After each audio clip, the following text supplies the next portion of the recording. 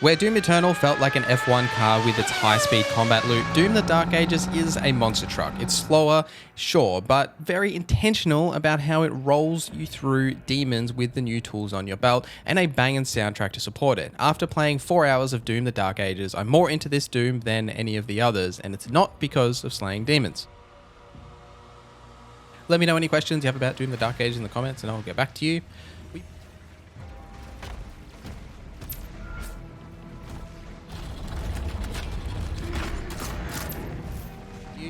We played about 4 hours of Doom the Dark Ages, beginning at the start of the game, and then we were zipped through 2 levels, one with a giant Atlan mech and the other with the Mecha Dragon. And then we had a final level where we got to actually explore one of the brand new like open world, open area zone things. I don't know how they're framing this, but like the larger spaces. I also played the game mostly on the Hurt Me Plenty difficulty, but I did try the Nightmare difficulty during the final section. I died a lot, but it was fun, and I'll be putting out that gameplay separately, so make sure you like and subscribe and do all that nonsense. But let's talk about the main thing you do in Doom.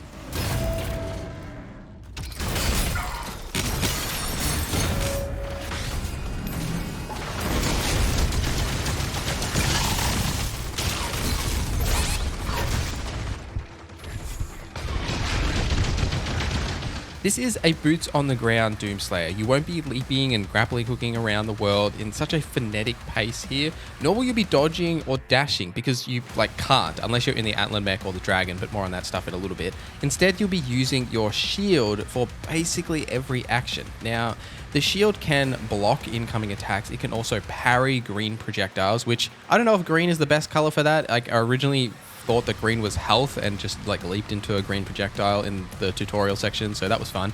But you can change all these colors and stuff in the settings. Now, you can also shield bash to charge into enemies and do a bit of an explosion around you. It can also be thrown and it'll cut through the fodder demons, and it can also be lodged into larger demons to stun them briefly. Plus, you'll use it for various puzzles and things as well. So using the shield is a core part of this game and something that's brand new to these new modern Dooms. Getting that shield feeling right is a core thing that this game has to do, and I do believe that they have absolutely nailed it. It feels fantastic. It definitely gives you those Thor vibes of, throwing the shield and then calling it back when it comes back to you. But also it's kind of like Captain America's shield, where you're throwing it and you're slicing through enemies, lodging it in things and bouncing it off targets. It's a lot of fun, but what it adds to the core flow and the gameplay loop makes it feel quite different to Eternal in 2016, because you're no longer focused on dashing or dodging those projectiles. Instead, you really want to stand your ground, you want to block, you want to parry, and you want to attack at close range. I distinctly remember that feeling of playing God of War 2018 for the first time, when you throw the Leviathan axe and you call it back and it has that thunk when it hits you in the hand, and the vibration of the controller and stuff. That same sort of feeling is here with the shield. It's different because it is a different sort of weapon and a different studio, but you do get those similar sort of weighty vibes from the shield and just the impact that it has. Sony has obviously made a lot of money off just that feeling alone, and id are definitely going to do the same here with the shield. I could talk about the shield for another hour, but there is absolutely more to combat. There's also a lot of killer weapons to use.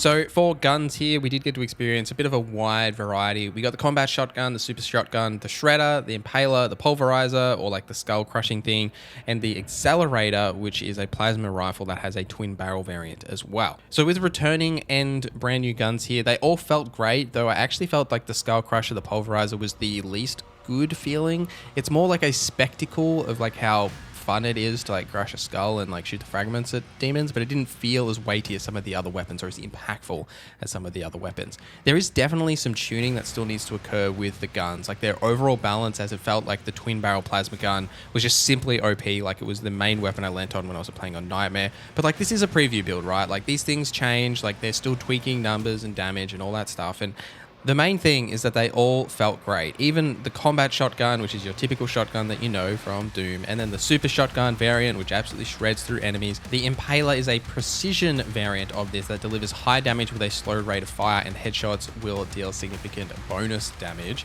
with an extremely high rate of fire, but also a decent spread. The Accelerator is a weapon best used in close range. Then the twin barrel variant of that is a weapon that launches powerful plasma spikes at a moderate fire rate. But if you don't like the fire rate or just the way the weapon acts, you can upgrade it along with your shield and melee at the Sentinel Shrine.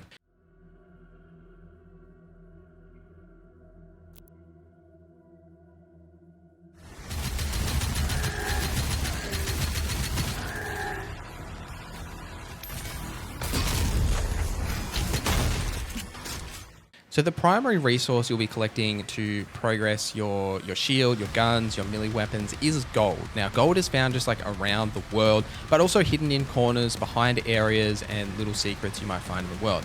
Rubies are found on statues and seemingly more limited to be used for higher tier unlocks.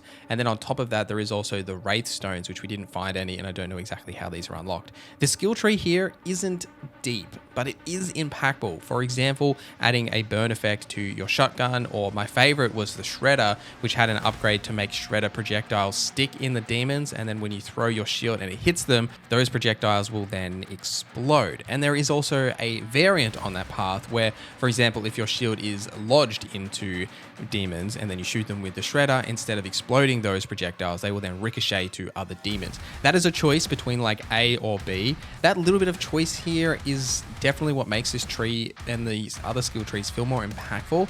Like, there's only 3 or 4 upgrades per weapon, but there are tangible changes to how the weapon feels and acts, and you sort of make that choice between going down one path or going down the other. The shield, on the other hand, has a few upgrades as well, while each of the 3 melee weapons also have their own upgrade paths, but these are a bit more static in terms of just like increasing the overall effectiveness of, say, the melee weapon or the shield.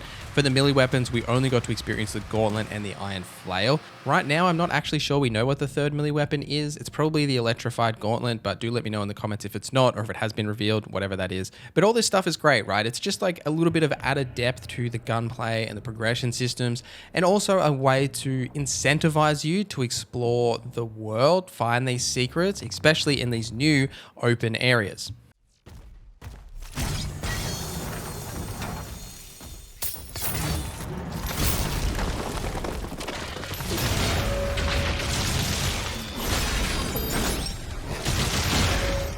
Before we got our hands on, we had a little presentation by Marty Stratton and Hugo Martin, and they mentioned that Dark Age's 3 main pillars, one being the combat, which we've already touched on, the next being the expanded levels and the exploration zones. Now, the modern era of Doom has always had these mostly linear levels with some hidden secrets and collectibles along the way, and this is still the case for the most part with Doom the Dark Ages. Like, 3 of the 4 levels we experienced were that traditional Doom structure, and then the 4th level was much more expanded. So the core of Doom is slaying demons, and that's obviously still very much alive here. And the new demons and how they all interact and feel does feel very enjoyable, especially when you get to those larger arena layouts where you're sort of focusing on the main threats of the demons, thinking which ones you're going to take out, avoid these little ones. And I really did feel that when I was playing on Nightmare, as that strategy element to taking out the demons in certain orders, make sure you're getting those glory kills and, you know, just keeping yourself alive as well as your ammo topped up.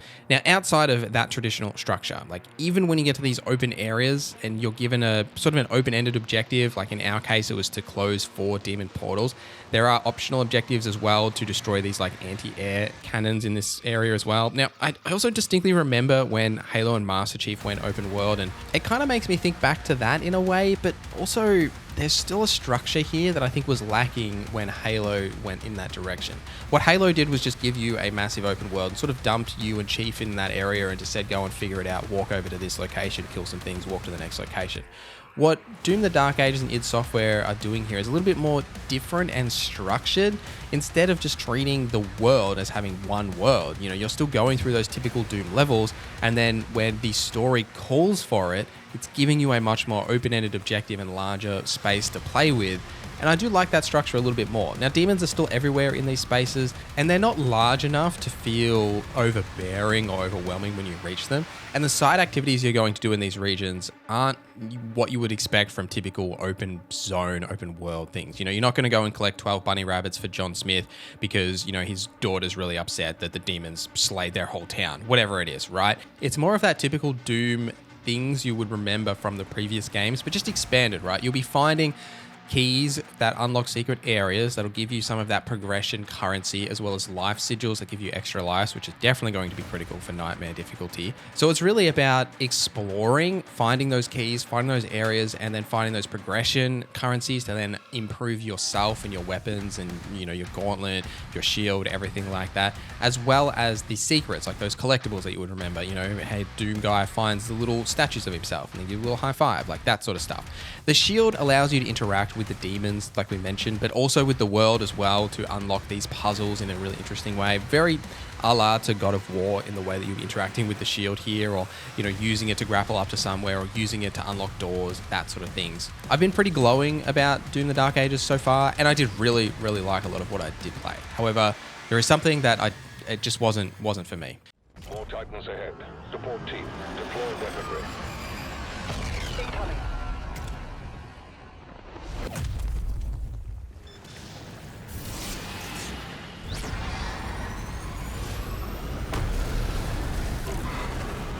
So I know that this looks cool, and it definitely does look cool and occasionally feel cool, but during the initial reveal of Doom the Dark Ages and the interview that I was able to attend with Marty and Hugo, they mentioned that this being solely a single-player Doom allowed them to focus on adding new features and mechanics to the core of that single-player campaign experience. This namely being the Atlan mech and the Mecha Dragon.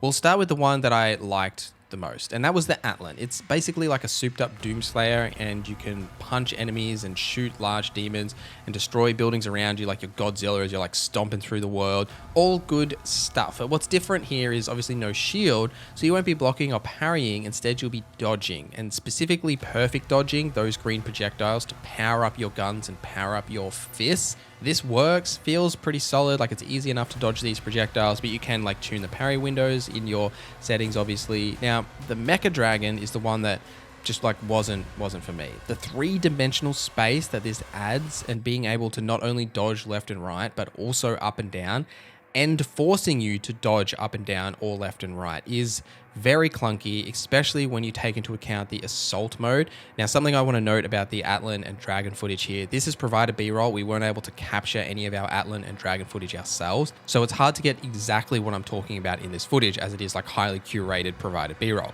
But the assault mode is when you attack with the Dragon, right? So it's sort of that lock-on system where you're locked onto that target and you're sort of strafing around it. You'll still be able to move in that three-dimensional space.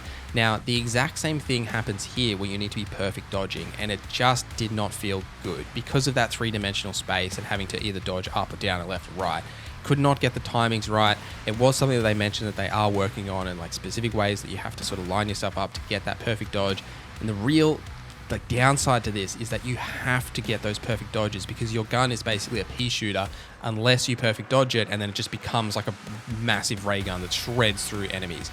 That is a little bit of a problem, especially when I just did not like this section at all. Like, the general flying of the dragon just feels fine. Like, you'll be boosting around the whole world space because, like, why wouldn't you? And you're just going to fly around. You'll do some like cat and mouse, like chasing drones to, do some side objectives.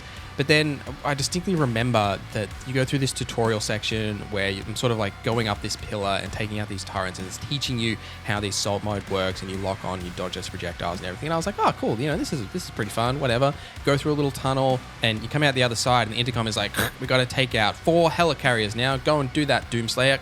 Over. And I was like, over. I don't want to do this, bro. Can we move on? And I think that was what was so disappointing about this section as well, is that the core gameplay loop of these modern era Doom games is just the sheer amount of brutality, the soundtrack, and how satisfying that combat loop feels when you're absolutely shredding through demons on the ground, whether it be, jumping through the air as you were in Doom Eternal, or here where you've got that shield and you're much more stationary. The dragon doesn't have any of that impact feeling because you are simply completely ranged and you don't have any of that feedback of hitting something, where you do have that with the Atlan mech, as you're either punching them in melee range or you've got the souped up gun. They're still hitting you. You're still like fighting something mano-y-mano.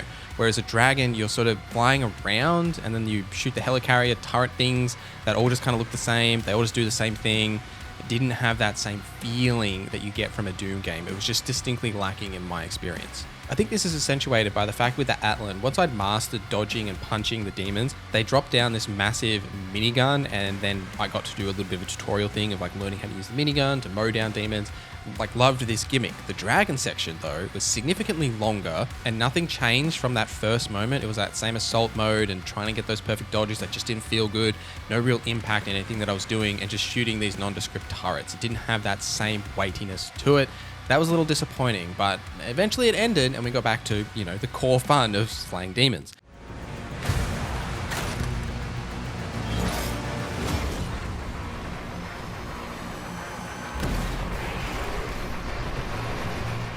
Something that I haven't really touched on here is that there is a story in Doom the Dark Ages, and it's a much more in-depth story than what you would have experienced in the modern Dooms.